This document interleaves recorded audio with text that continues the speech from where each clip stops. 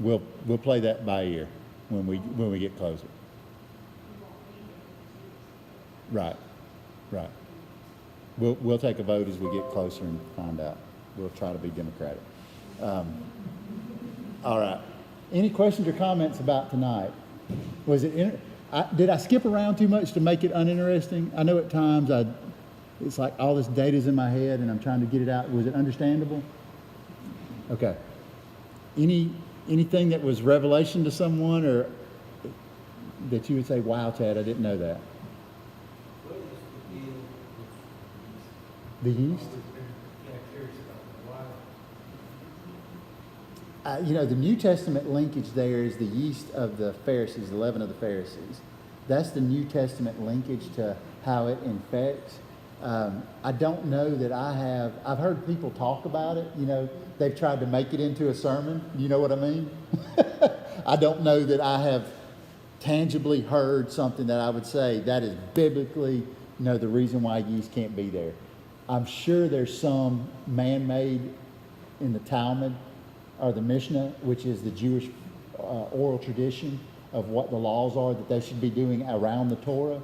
There's stuff there for sure that we can look up, but I can't find a biblical precedent saying this is the problem with the yeast. Does that make sense? Other than God just simply said, don't do yeast at this time. The bread would not keep as long? It'll rot. Yeah, mold quicker. Yeah, but what we'll find is they're camping all along the way. So they could have had flour.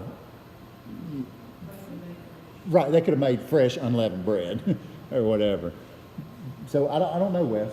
I never have found anything that I felt. I've heard sermons, but I'm not trying to topically preach a sermon here. We're just trying to analyze the narrative of the text as it's given. Okay. Any other questions, comments, concerns?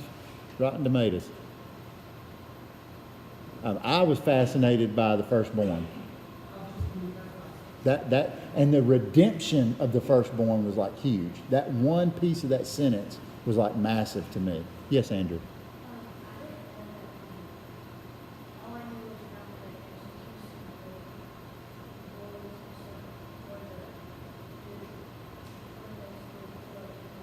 Yes.